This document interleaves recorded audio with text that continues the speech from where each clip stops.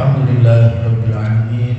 Wassalatu wassalamu ala Sayyidina Maulana Muhammadin wa ala alihi wa ashabihi sayyidina Yawmiddin, amma ba'd. Bapak, ibu-ibu, jamaah muslimin zakirin yang dimuliakan Allah Subhanahu wa ta'ala, Alhamdulillahi Rabbil Alamin. Salawat dan salam juga semoga tetap tercurah kepada baginda Nabi Muhammad sallallahu alaihi wasallam.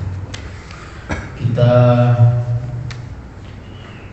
lanjutkan kajian hadis kita sampai hadis yang ke-7 ya. 7 apa 8 Pak? Ad-dinu an-nasihah.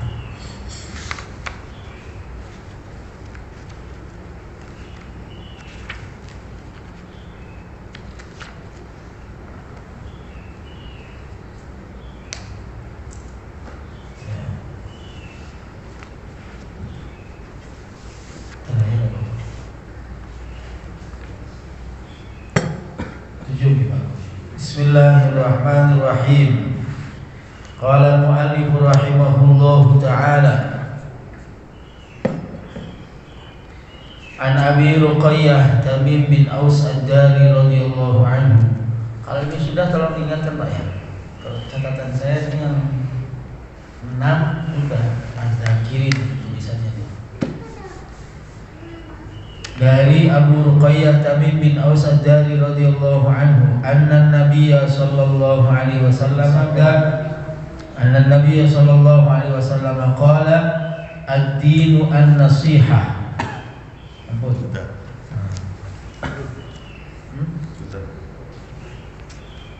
Jadi sekarang hadis yang ke-8.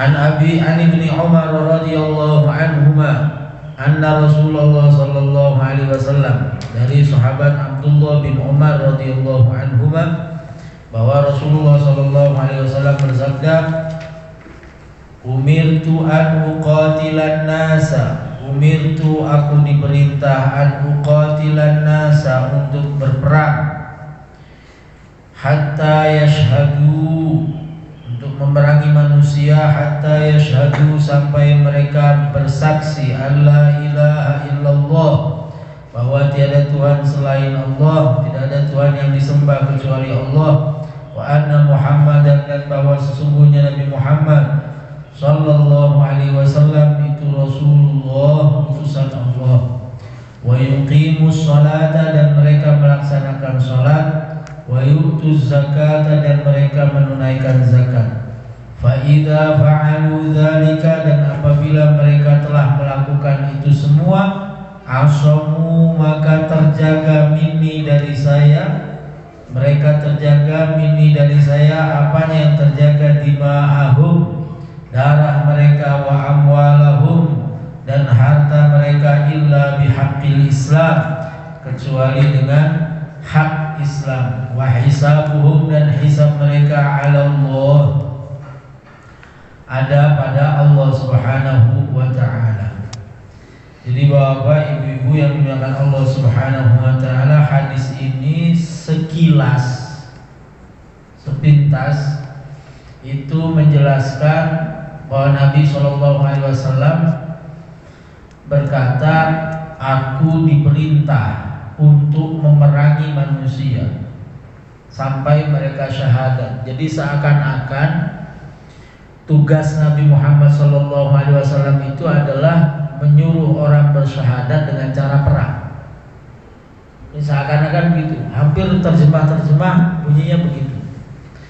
Padahal yang namanya muqatala, uqatil ya, qatala itu adalah fiil mazid yang berarti reciprocal connection.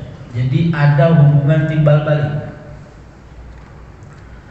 Tapi kalau qatala itu membunuh, tapi qatala itu saling membunuh.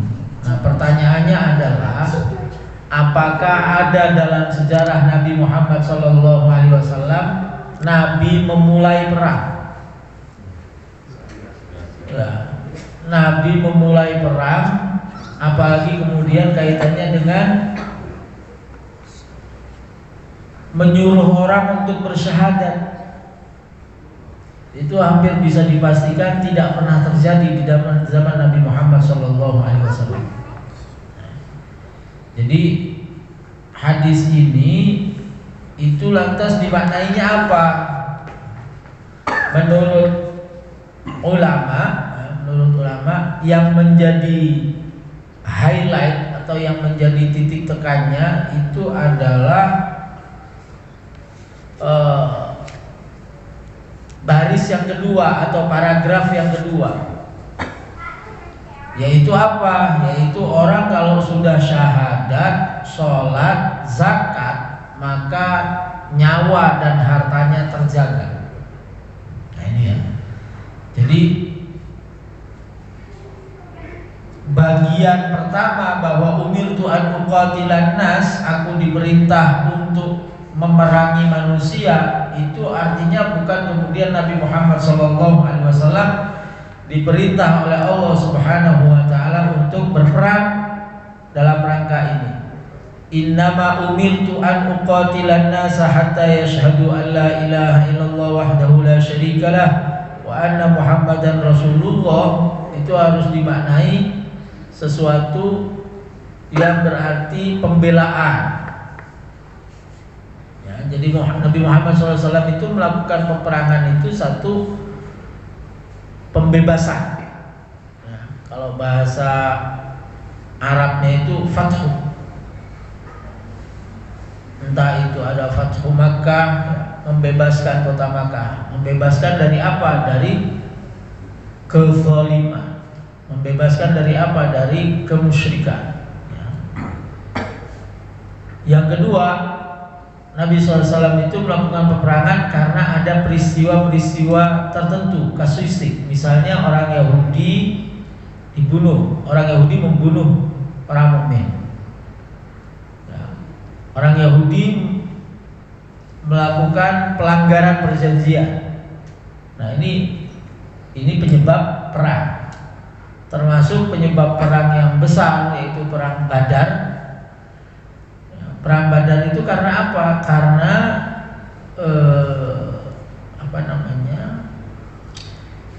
barang dagangan umat Islam atau barang-barang umat Islam yang ditinggal di Mekah ketika mereka hijrah, entah itu unta, entah itu apa segala macam, itu dibawa oleh orang musyrik Makkah untuk dijual. Kafilah itu kemudian dicegat di sekitar Madinah. Lalu Abu Sufyan itu lari ke Mekah. Nah lari itu bilangnya bukan dicegat, tapi Muhammad dan para pengikutnya merampok, membegal kafilah kita. Nah, itu pertama. Lalu Abu Jahal dan kawan-kawan mempersiapkan. Awalnya itu 300 orang, 300 pemuda. Tapi kemudian dapat berita bahwa jumlah umat Islam itu sekitar ratusan, mereka melipat 3 kan jadi sekitar 1000. Nah ini awalnya adalah berarti bukan karena urusan apa? Bukan karena urusan menyebarkan agama, tapi urusan hak. Urusan hak yang diambil oleh musyrik Makkah untuk diperdagangkan. Jadi Bapak Ibu sekalian yang dimuliakan Allah Subhanahu wa taala, berarti hadis ini menjelaskan yang pertama, sesungguhnya ada 2 pilihan ini, Pak. Jadi ada yang mengatakan, ulama mengatakan pokoknya asal dia sudah syahadat, seorang mengucapkan syahadat, maka meskipun dia belum sholat, meskipun dia belum menunaikan zakat, maka nyawanya, hartanya terjaga, mulia. Beberapa contoh, misalnya di zaman Nabi itu ada orang yang sudah mengucapkan syahadat dan dia hari-harinya, bahasa riwayat itu hari-harinya bersama dengan orang munafik. Tapi karena dia sudah bersyahadat, maka oleh Rasulullah SAW dijamin. nggak boleh dibunuh. Yang kedua, mempersyaratkan. Jadi orang tidak cukup bersyahadat, orang harus sholat dan zakat. Ini yang diambil oleh Sayyidina Abu Bakar. Ketika ada orang nggak mau bayar zakat, maka diperangi. Ini ijtihadnya sahabat Abu Bakar, tapi ijtihad sahabat Abu Bakar itu berdasarkan hadis ini. Ya. Jadi orang dijaga harta dan nyawanya itu kalau dia lengkap sudah melaksanakan, sudah syahadat, sholat dan zakat. Yang ketiga,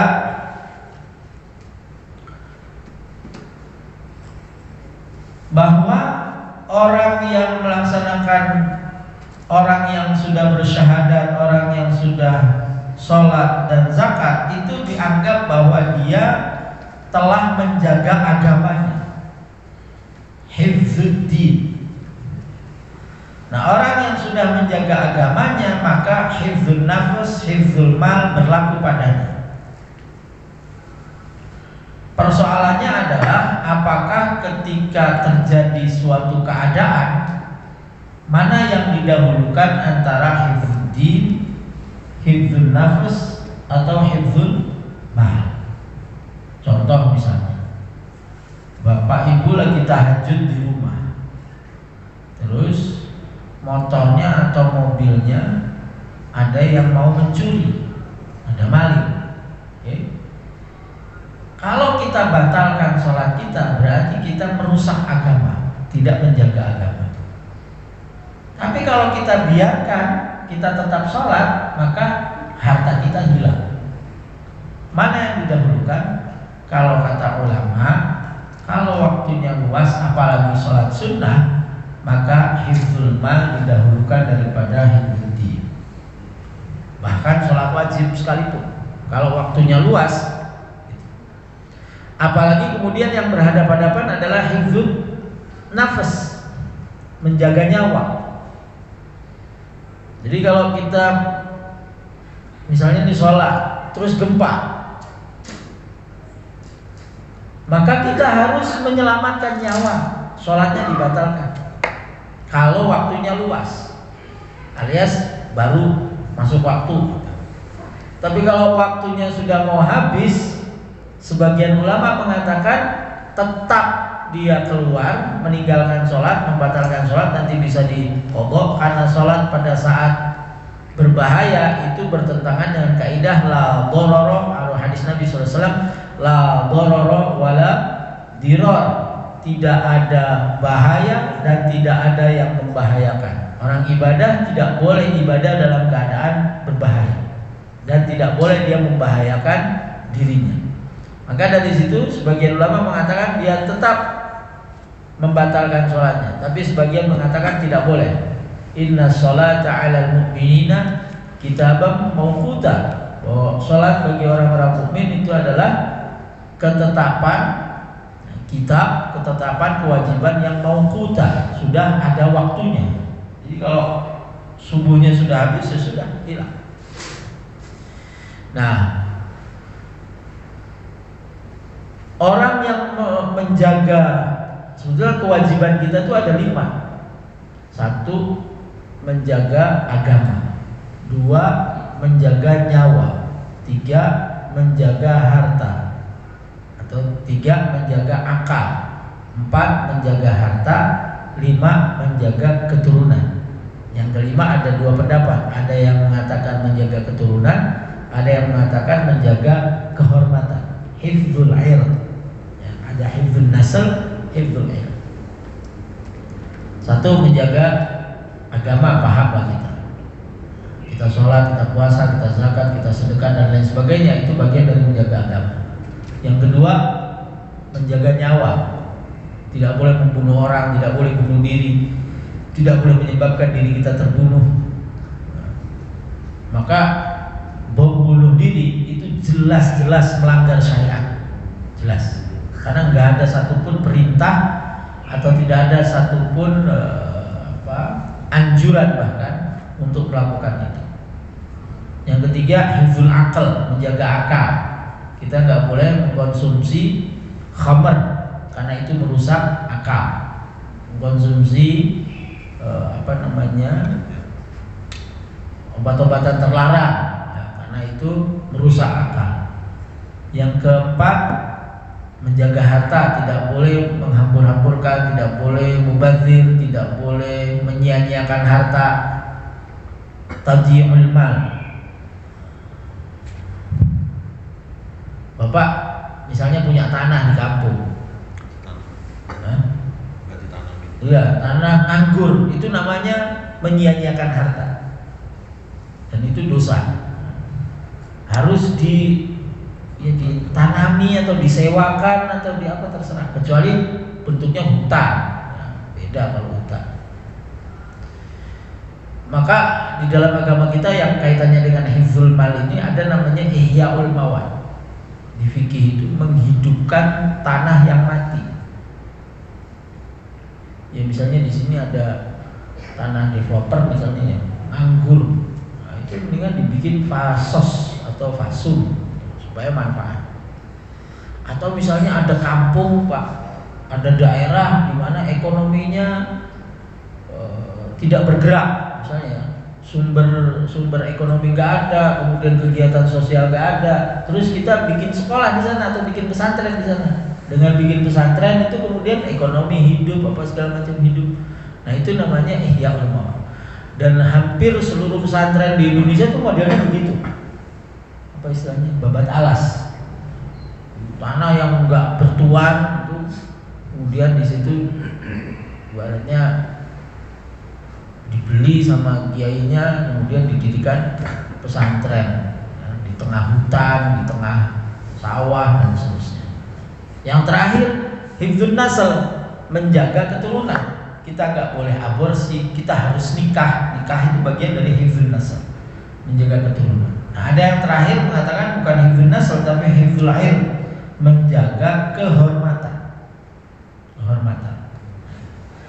Nah, Bapak Ibu yang dirahmati Allah Subhanahu wa taala, hadis ini mengatakan bahwa ternyata kita itu harus menjaga itu semua. Kalau kita sudah masuk Islam, kewajiban seorang muslim itu adalah menjaga semua yang harus dijaga tadi, 5 yang harus dijaga. Utamanya adalah hifdzuddin, hifdzun nafas, hifdzul mal.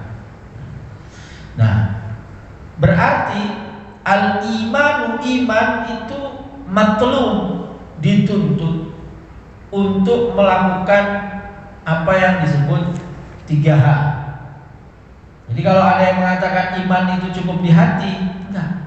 Menurut Imam Ibn Hajar al-Asqalani, iman itu adalah amalun bil jinan, tasdiqun bil jinan, wa iqrarun bil lisan, wa amalun bil arkan.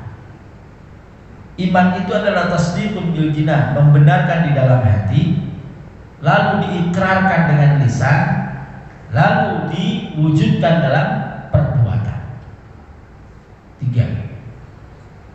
Iman tidak cukup di dalam hati. Buktinya apa?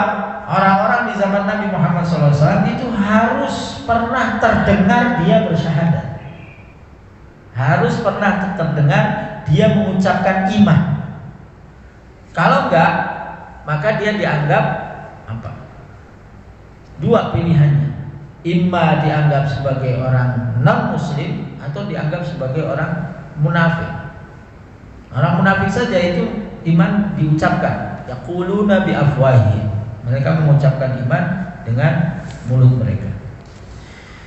Nah, hadis ini juga mengatakan atau menjelaskan bahwa semua kita itu kalau mau diambil hartanya itu harus bihaqqil Islam. Kalau mau diambil nyawanya harus bihaqqil Islam. Apa maknanya? Misalnya qisas, dia bunuh orang, maka dia harus dibunuh. Itu berarti dia diambil nyawanya karena haqqul Islam. Harta juga begitu. Harta kita ini keluar, diambil, itu oleh siapa? Oleh penguasa. Dalam hal ini apa? Zakat. Kalau dulu zakat, khudz min amwalihim shadaqatan tutahhiruhum wa tuzakkihim. Ambil dari harta mereka zakat mereka yang akan mensucikan mereka dan membersihkan mereka. Suruh ambil. Nah, dalam rangka mengambil harta orang itu ketentuannya cuma satu, maslahah. Ketentuannya apa? Maslahah. Gak boleh di luar itu. Maka zakat itu adalah maslahah, kewajiban yang diambil oleh penguasa lalu dimasukkan ke Baitul Mal. Boleh gak si penguasa ngambil lebih dari ketentuan? Misalnya zakatnya Pak Agung itu 2,5%. Boleh gak ngambil dari itu? Pada dasarnya tidak boleh, tapi dengan kaidah maslahah menjadi boleh. Contoh misalnya, satu kampung ini mustahik semua, miskin semua, fakir semua. Lalu zakatnya Pak Agung diambil 2,5% atau 5% atau 10%. Misalnya Pak Agungnya petani, tak ada hujan, 10% diambil. Nah 10% dari harta Pak Agung ini tidak cukup untuk mustahik atau fakir miskin yang sekian banyak ini. Maka penguasa boleh mengambil lebih dari itu, sampai 20 atau 25%. Nah, mengambilnya si penguasa ini itu kan melebihi batas. Tapi karena bihaqqil Islam jadi boleh. Iya. Illa bihaqqil Islam. Pokoknya pajak. Pajak itu kan negara ngambil uang kita. Uang kita diambil. Itu pada dasarnya nggak boleh. Pada dasarnya. Tapi karena pertimbangan maslahah jadi boleh. Kita itu Pak, harta kita itu milik kita.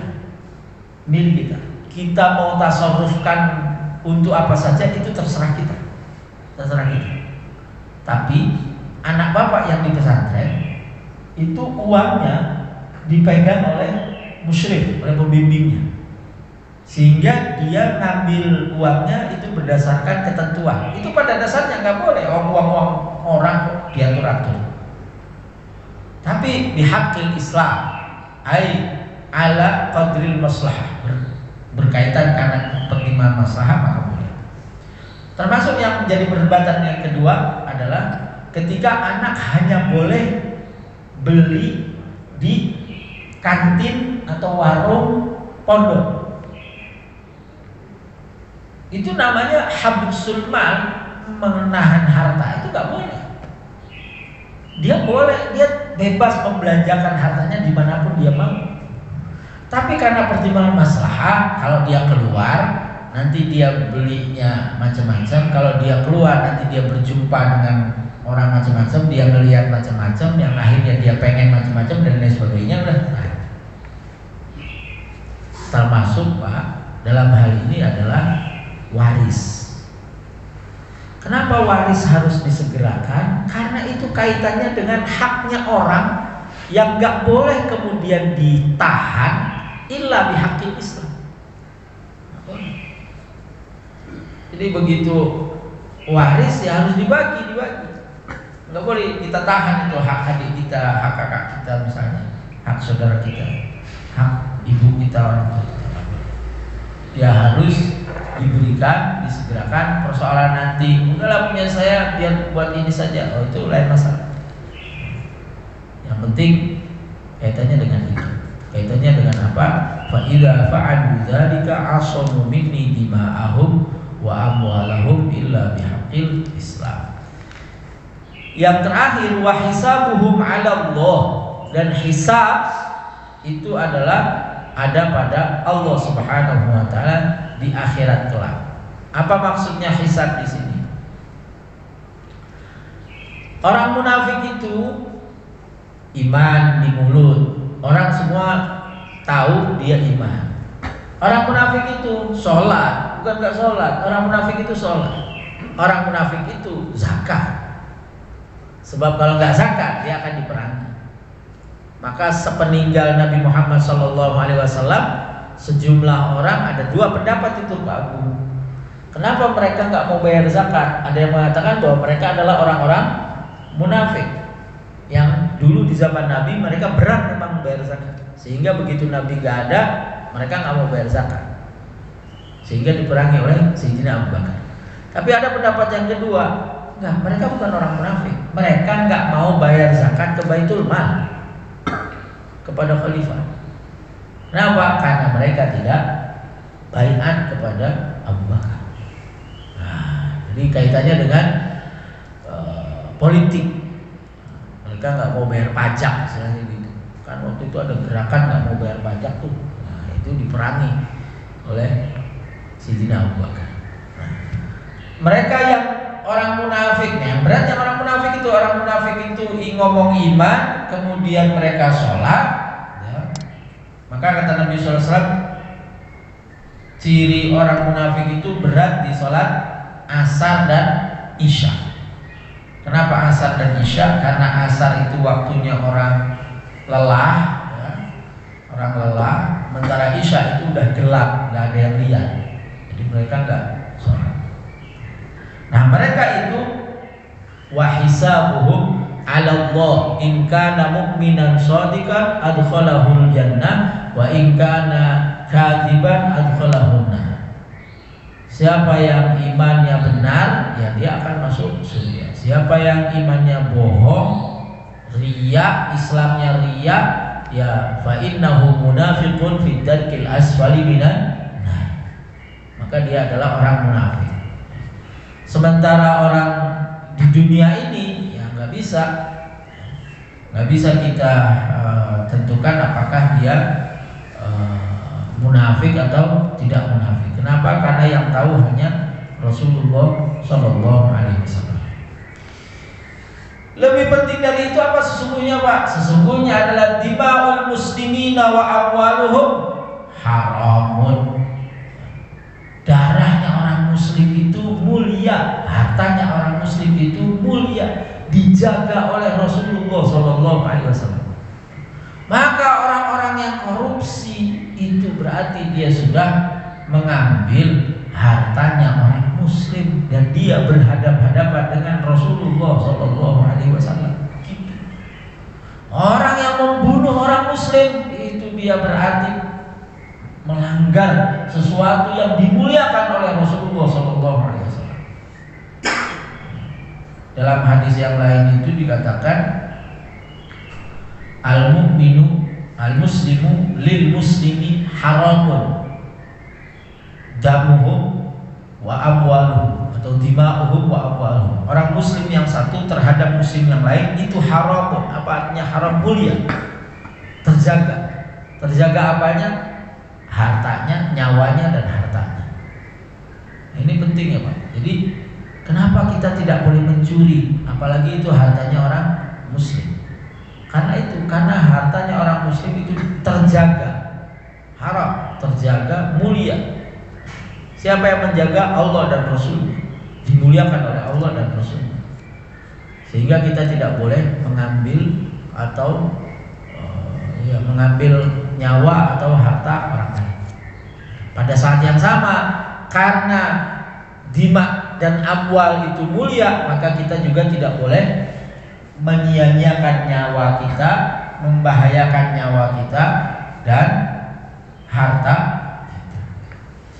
An Abi Hurairah Abdurrahman bin Sakhr radhiyallahu anhu qala, dari sahabat Abu Hurairah Abdurrahman bin Sakhr radhiyallahu anhu qala, sami'tu Rasulullah sallallahu alaihi wasallam yaqul ma nahaitukum anhu fajtanibuhu wa ma amartukum bihi fa'tu minhu mastata'tum fa inna ma ahlaka alladhina min qablikum kathratu masailihim wa ikhtilafuhum ala anbiya'ihim.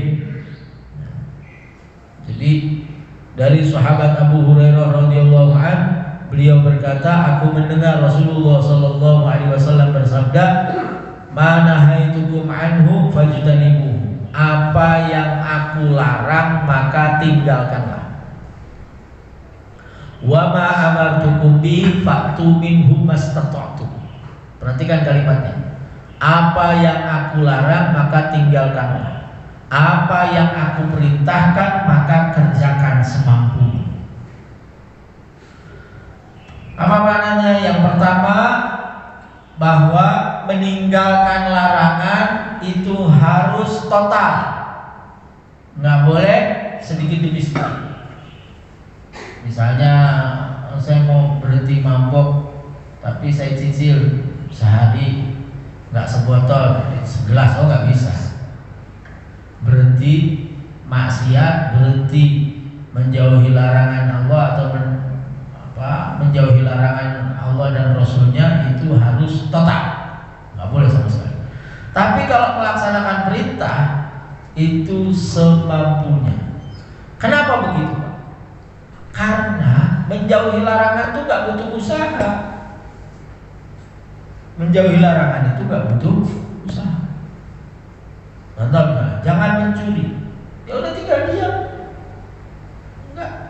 Itu kan berarti kita nggak butuh usaha ya. Jangan ngomongin orang, diam mulutnya.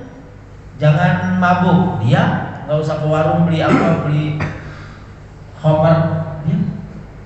Makanya menjauhi larangan itu mudah. Cukup kita diam, sudah kita jauh dari larangan. Lah kok nyicil, cukup biar total diam bisa. Sementara kalau melaksanakan perintah itu butuh usaha. Suruh sholat, harus wudu, harus pakai pakaian, harus berdiri, harus bergerak, bersedekah harus ini. Semua perintah itu, zakat harus, haji harus bergerak. Ada usahanya. Sementara kalau menjauhi larangan tidak ada usaha. Maka menjauhi larangan yang sedikit yang tidak ada usaha itu didahulukan oleh Nabi Muhammad SAW, didahulukan. Jadi bukan amar ma'ruf nahi munkar, nahi munkar amar ma'ruf. Mencegah kemungkaran itu didahulukan daripada melakukan kebaikan. Biasanya di sini mencegah kemungkaran itu didahulukan daripada melaksanakan kebaikan. Contoh misalnya, ada orang mau masuk Islam, terus dia kasih saran, saya mau masuk Islam tapi saya masih boleh mencuri atau masih boleh zina atau masih boleh mabuk, mendingan dia tinggalin itu saja dulu, nggak usah sholat, nggak apa-apa, daripada dia sholat dan dia mabuk. Nah, lu nggak usah mabuk dulu, tinggalkan mabuknya dulu, baru nanti sholat. Kalau sudah nggak mabuk baru sholat. Itu terjadi ketika Nabi Muhammad SAW ada orang ngasih syarat mau masuk Islam tapi ngasih syarat masih boleh zina. Nabi langsung bilang begini, kalau ibumu yang dizinai gimana? Ya saya marah, saya bunuh orangnya. Kalau istrimu, kalau adikmu, kalau bibimu perempuan, akhirnya dia, oh ya sudah saya nggak zina lagi. Jadi itu dulu yang dicegah, kemungkaran dulu yang dicegah. Maka di dalam kaidah fikih, idza jitama'al halal wal haram ghulibal haram. Jika yang halal berkumpul dengan yang haram, maka yang dimenangkan itu yang halal. Jika halal sama haram kumpul, maka yang dimenangkan yang haram. Misal, ini ada 2 gelas. Kita nggak tahu mana yang khamar, mana yang bukan khamar. Maka apa yang kita lakukan? Ya nggak boleh minum. Jangan, oh kayaknya ini nih yang halal. Oh nggak bisa. Yang dimenangkan yang haram. Nah. Bisa lagi, satu kampung perempuan itu kita nggak tahu mana di antara perempuan itu yang saudara susuan kita atau yang mahram kita. Kita nggak tahu. Maka kita nggak boleh menikahi satu kampung itu. Khawatir kita menikahi yang haram. Nah itu. Jadi, pokoknya meninggalkan yang haram itu harus didahulukan. Meskipun ada kasus, ada pengecualian namanya. Misalnya apa? Sarung Habib ini kan campur sama sutra. Nah, sutra nggak boleh pakai laki-laki. Tapi kata ulama fikih, kalau tidak lebih dari 50%, maka boleh. atau yang lebih ekstrim, pokoknya selama tercampur itu untuk pakaian itu boleh. Misalnya lagi, mushaf, terjemahan Al-Quran, ya. Kan kita nggak boleh menyentuhnya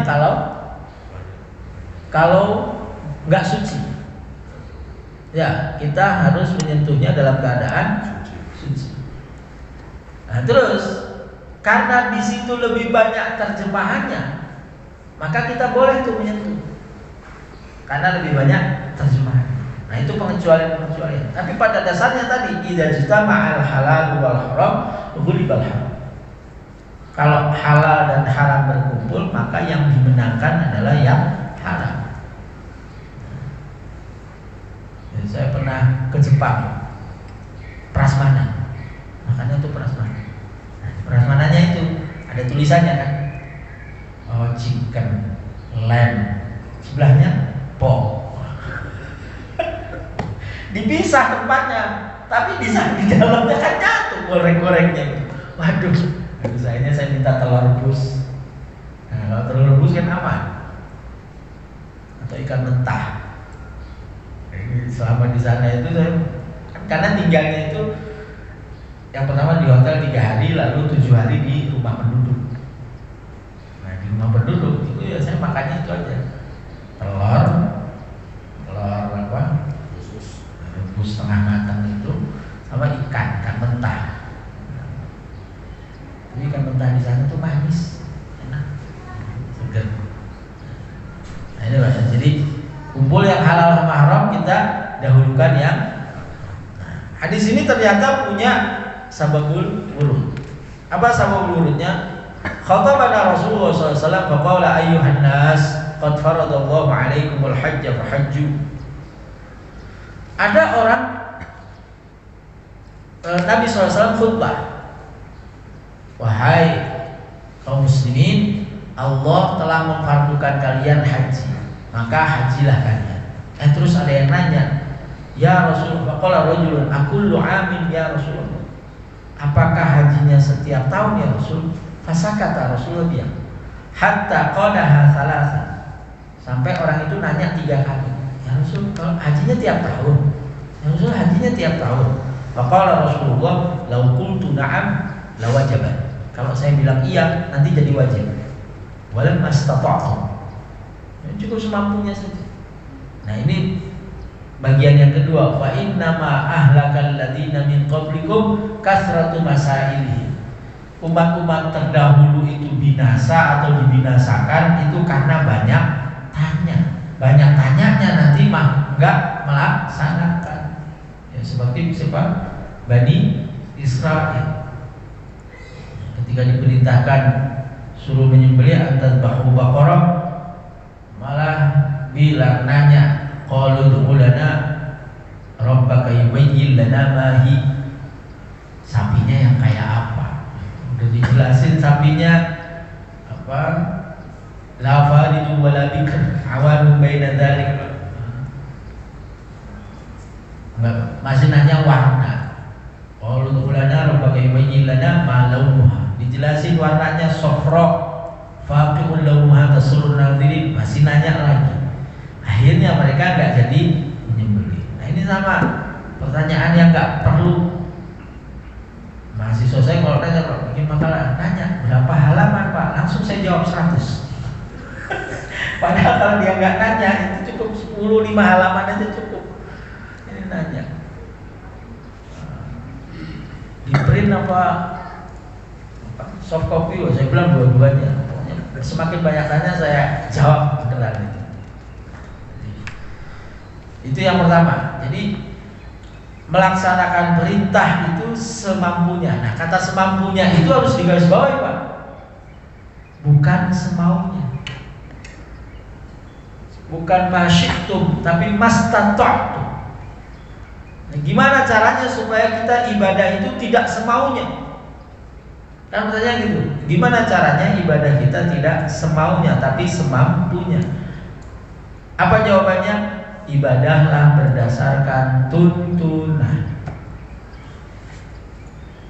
Ibadahnya berdasarkan tuntunan. Kalau berdasarkan tuntunan, kita nanti nggak semaunya. Contoh, subuh tadi 2 rakaat, tuntunannya 2 rakaat. Kalau maunya 4, masih pagi, masih seger. Isya itu 4, maunya 2. Zuhur itu 4, maunya 2. Semaunya. Enggak, kita ikut tuntunan. Ibadah itu ikut tuntunan, enggak semaunya. Nah, ibadah yang semampunya itu berarti berdasarkan ilmu. Berdasarkan ilmu. Karena apa? Karena memahami Al-Quran, memahami hadis Nabi SAW itu kalau tidak didasari oleh ilmu, maka dia akan ibadah semaunya. Dia akan memahami semaunya. Kalau berdasarkan ilmu, apalagi ada tuntunannya, entah itu mulai dari baginda Nabi Muhammad SAW, para sahabat, tabi'in, ulama-ulama berikutnya, itu aman insya Allah. Contoh misalnya masalah zikir. Zikir itu di dalam Al-Quran itu disebutnya apa? Fadhkurullaha dzikran katsiran. Zikirlah kepada Allah sebanyak-banyak. Tapi sebanyak-banyaknya itu berapa? Kan diatur. Oh, tasbih kalau habis sholat 33, tahmid 33, takbir 33. Ada riwayat takbirnya 34. Tapi itu nggak bisa kemudian saya tasbihnya 71, tahmidnya 52, takbirnya 47. Nggak bisa. Itu namanya semaunya. Jadi, makanya kata guru saya, semua yang ada bilangannya itu diikuti saja. Jangan diubah-ubah, jangan ditambah-tambah, jangan dikurangi. Pak, kan subhanallah itu bagus, ya kan, tasbih itu bagus, tahmid itu bagus. Oh ya, kalau gitu silakan ke apotek, makan semua obat yang ada di apotek itu kan obat semua. Nggak begitu caranya. Kita berzikir, kita beribadah itu ada tuntunannya, ada bilangannya, maka kita ikuti saja. Baik. Nah, Bapak Ibu yang dimuliakan Allah Subhanahu wa taala, ketika kita diperintahkan oleh Rasulullah SAW untuk menjauhi larangan, ini tetap ada pengecualiannya. Nggak boleh makan babi, kan? Tapi apakah kita selalu tidak boleh makan babi? Enggak, ada di saat-saat tertentu, di saat darurat namanya, kita boleh, meskipun itu haram. Kaidahnya apa? Ad-daruratu tubihul mahzurat. Darurat itu membolehkan yang dilarang. Tapi yang dilarang itu tetap haram. Apa ukurannya darurat? Kalau sudah mengancam nyawa. Kalau kita nggak makan, maka kita mati. Tapi makannya pun nggak boleh kemudian sampai kenyang. Enggak, sekedar untuk menyambung nyawa satu. Maka orang yang sakit, orang yang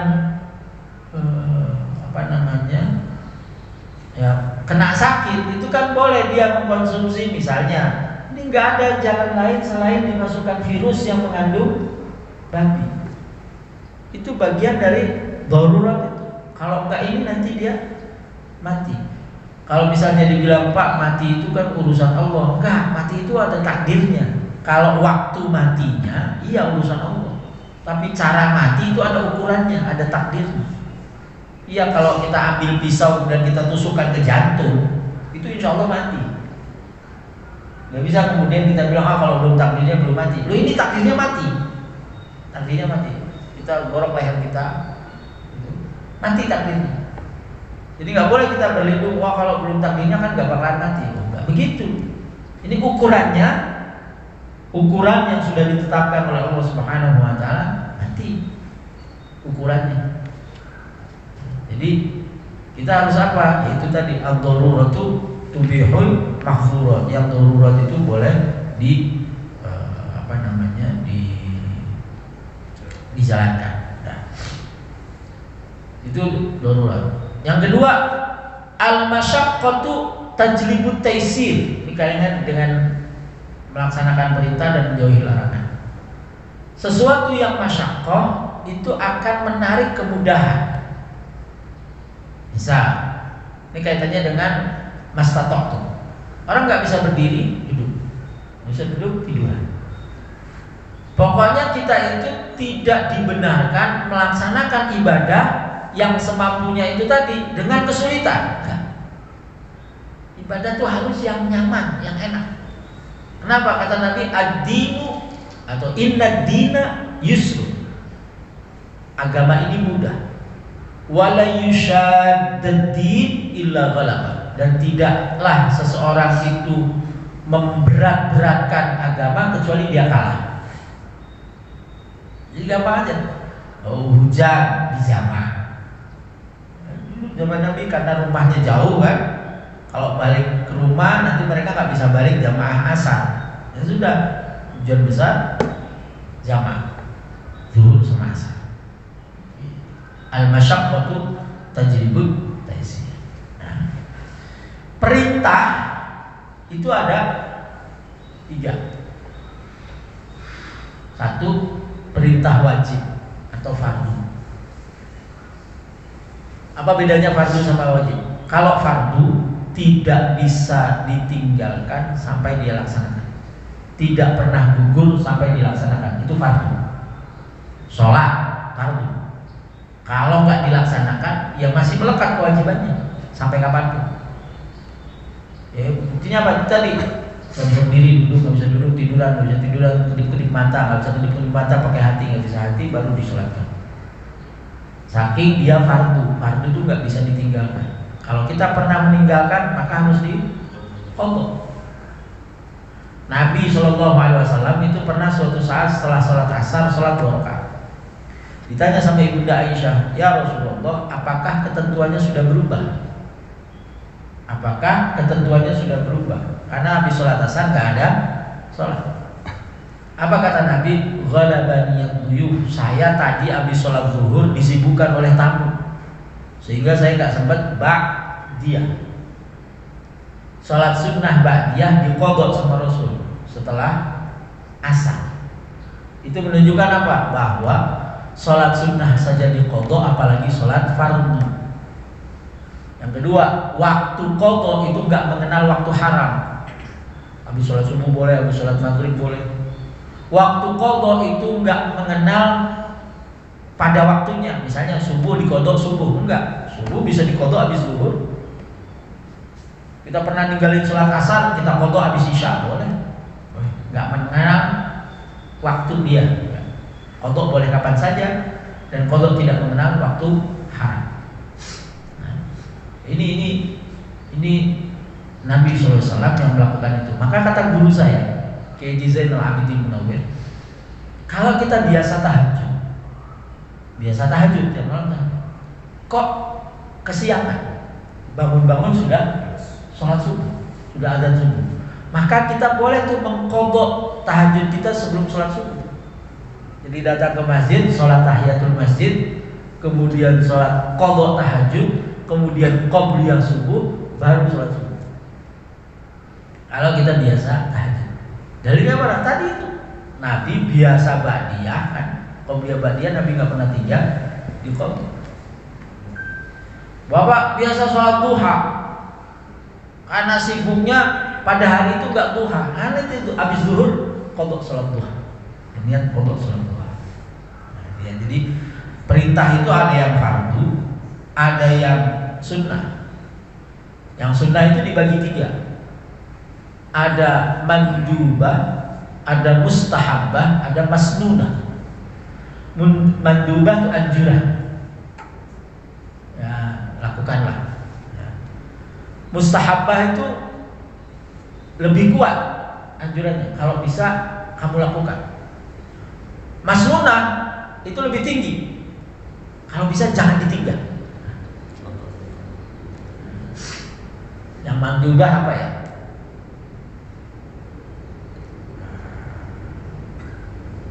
Oke, yang mandubah misalnya sholat pakai baju putih. Kalau sholat Jumat pakai baju putih itu masnunah. Tapi kalau di hari-hari lain itu mandubah. Anjuran saja. Tapi kalau dari Jumat masnunah. Khotib nggak pakai baju putih, itu dia sudah tidak melaksanakan sunnah utama. Pakai baju putih di hari Jumat itu termasuk sunnah utama. Kalau saya seringkali mengingatkan kepada DKM, tolong ingatkan, kalau perlu ditulis di suratnya itu, mohon khotib menggunakan baju putih, karena itu masnunah. Kalau nggak terpaksa, jangan ditinggal. Termasuk bacaan sholat, tasbih kita, bacaan rukuk kita, bacaan sujud kita, itu kan sunnah. Ya, sunnahnya dalam arti apa? Kalau nggak bisa, kalau nggak terpaksa, jangan ditinggal. Perintah. Jadi perintah itu ada yang fardu, ada yang sunnah, sunnah dibagi tiga. Yang ketiga ada yang ibah. Perintah, tapi lakukan boleh, enggak apa-apa. Contohnya apa? Kulu washrubu, makan dan minum. Kita boleh nggak makan? Boleh. Boleh nggak minum? Boleh. Boleh pak. Kulu washrubu, makan dan minumlah. Duluan mana? Makan sama minum. Terus kita boleh nggak minum dulu? Boleh. Meskipun di dalam Al-Quran nggak ada tuh perintah ishrobu wa kulu, minumlah dan makanlah. Nggak ada. Yang ada kulu washrubu. Nah itu perintah ibah, perintah yang boleh. Terakhir, Bapak Ibu yang dimuliakan Allah Subhanahu wa taala. Jadi seseorang itu diminta oleh Allah Subhanahu wa taala atau oleh Rasulullah sallallahu alaihi wasallam untuk menjauhi larangan di depan itu dalam rangka apa? Dalam rangka at-tasydid, ya. Kita itu harus lebih perhatian pada meninggalkan larangan daripada melaksanakan perintah. Kita tuh harus lebih perhatian, anak kita jangan mencuri, jangan bohong, jangan ini, jangan itu. Itu yang harus kita perhatian. Kita harus perhatian pada diri kita, jangan melakukan sesuatu yang dilarang oleh Allah Subhanahu wa taala. Kenapa demikian? Karena nikmat yang Allah berikan kepada kita semuanya ini itu harus kita pergunakan untuk kemaslahatan. Bapak saya kasih uang, misalnya anak kita kasih uang, itu untuk kemaslahatan. Kok dia gunakan untuk sesuatu yang mafsadah, merusak? Itu berarti apa? Dia mengingkari atau mengkufuri nikmat Allah Subhanahu wa taala.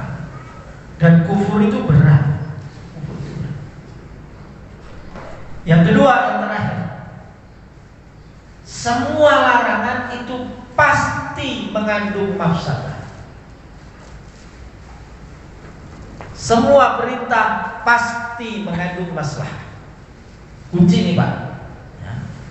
Semua larangan Allah itu berarti ada mafsadah yang sedang Allah hindarkan dari kita. Jadi kalau Allah melarang sesuatu, Nabi melarang sesuatu, oh berarti di situ ada mafsadah, ada kerusakan di situ. Kita jangan di situ. Semua perintah pasti maslahah. Jadi oh kalau ada perintah itu ada maslahat buat kita di situ. Dua-duanya ini dasarnya apa berarti Pak? Dua-duanya adalah rahmah Allah Subhanahu wa taala. Dua-duanya adalah rahmah Rasulullah sallallahu alaihi wasallam. Jadi ketika kita tidak melaksanakan keburukan, ketika tidak melaksanakan apa yang dilarang Allah, alhamdulillah, kita bersyukur kehadirat Allah Subhanahu wa taala. Sama ketika kita melakukan sesuatu yang baik, maslahah kita bisa melaksanakan, kita juga bersyukur kepada Allah Subhanahu wa taala. Alhamdulillah. Kenapa? Karena sejak awal Allah Subhanahu wa taala mencegah kita untuk melakukan mafsadah karena ada bahaya di situ. Allah Subhanahu wa taala dorong kita untuk melaksanakan perintahnya karena ada maslahat buat kita di situ. La haula wala quwwata illa billah. Tidak ada daya untuk menghindar dari perbuatan maksiat, wala quwwata, dan tidak ada kekuatan untuk melaksanakan ibadah illa billah, kecuali atas pertolongan Allah. Terakhir lagi satu Pak. Semua itu berkaitan dengan diri. Kita bisa menjauhi larangan, kita bisa melaksanakan perintah, itu bukan karena ada kemampuan dan kesempatan, tapi karena hidayah dan pertolongan Allah. Saya ulangi, kita bisa menjauhi larangan Allah, kita bisa melaksanakan perintah Allah, itu karena ada hidayah dan pertolongan Allah. Ada hidayah, ada kehendak dan pertolongan Allah. Kita nggak bisa melakukan itu semua tanpa hidayah. Nggak bisa. Meskipun mampu ada kesempatan. Meskipun mampu ada kesempatan. Bisa nggak terjadi? Bapak punya kemauan, ibu punya kemampuan, kesempatan untuk berbuat baik. Terjadi nggak? Enggak. Kalau nggak ada hidayah dan pertolongan Allah, nggak akan terjadi. Kalau Allah nggak menentukan itu terjadi, nggak akan terjadi. Saya punya cerita, ini udah saya ceritakan di mana-mana. Itu dulu ngajar di CIMB Niaga Karawaci. Gedungnya itu yang Lipo. Lipo Karawaci. Dulu masih Lipo. Sekitar tahun 2000 lah. Ngajinya itu habis zuhur. Saya dari Karetengsin, rumah saya masih di Karetengsin, naik motor GL 100. Biasa saya berangkat. Nah, terus sampai di pertigaan Islamik sini, lampu merah. Kan saya belok kiri karena saya dari arah sana, dari arah 82, belok kiri. Biasanya saya sampai di Karawaci itu jam 12 kurang seperempat, 12 kurang 10 gitu. Nah ini kecepatan saya, setengah 12 kurang udah sampai situ, udah sampai lampu merah. Akhirnya saya mampir di warung makan, pas tuh di pertigaan itu warung makan. Ambil itu makan dan warteg.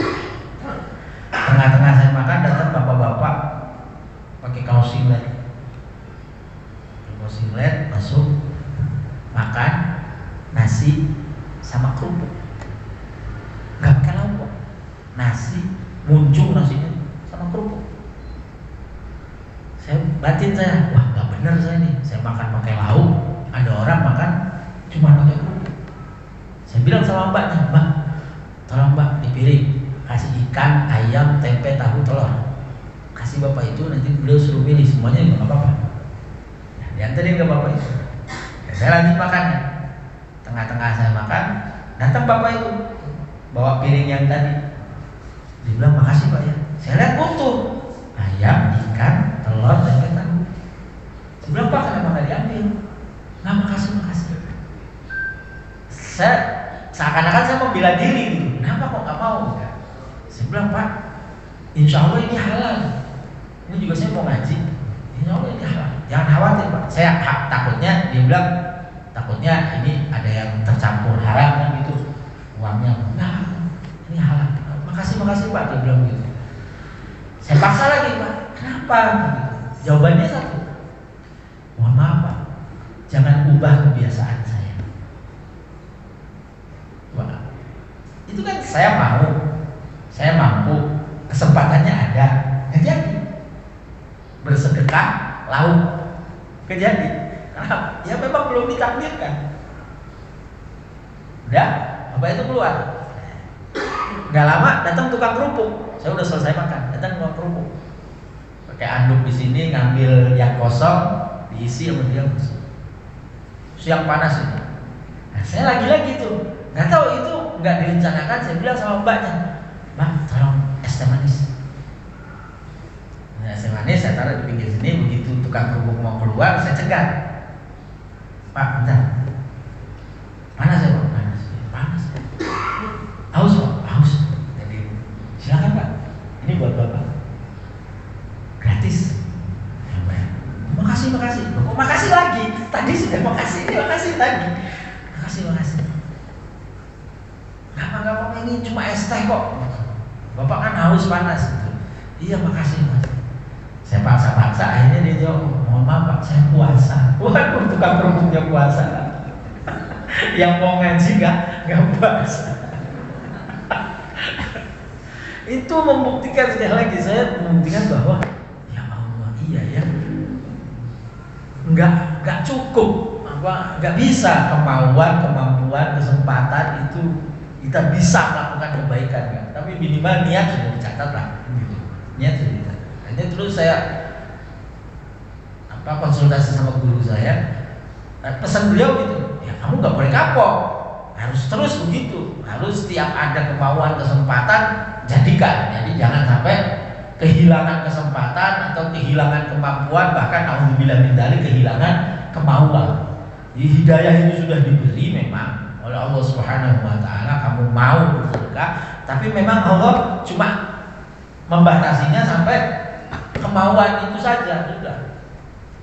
Lalu bagaimana kamu mengelola kemampuan dan kesempatan itu, tapi Allah Subhanahu wa taala tidak menakdirkan untuk terjadi. Nah, ini Bapak ya.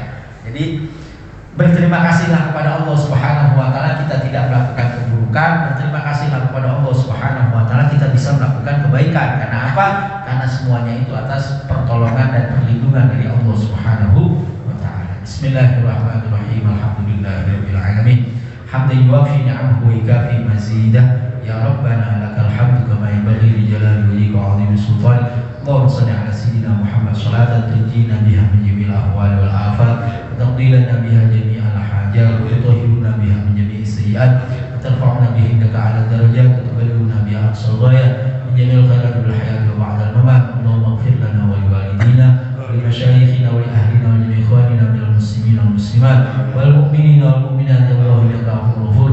Allahumma fa'na bima 'allamtana wa 'allimna ma yanfa'una. Rabbana la tada' lana fi majlisina hadha dhanban illa ghafartah wa la hamman illa farajtah wa la maridan illa shafaitah wa la maridan illa shafaitah wa la maridan illa shafaitah wa la daynan illa qadaitah wa la hajatan min hawaijid dunya wal akhirati illa qadaitaha wa yassartaha ya arhamar rahimin wa anta radin anna ya rabbal alamin. Rabbana atina fid dunya hasanah wa fil akhirati hasanah wa qina adzaban nar. Wa sallallahu ala sayyidina Muhammadin nabiyil ummi wa ala alihi wa sallam. Wa subhana rabbika rabbil izzati amma yasifun wa salamun alal mursalin walhamdulillahi rabbil alamin. Wa afu minkum. Wassalamu alaikum warahmatullahi wabarakatuh. Waalaikumsalam. Sallallahu ala Muhammad. Allahumma shalli wa sallim wa barik alaihi.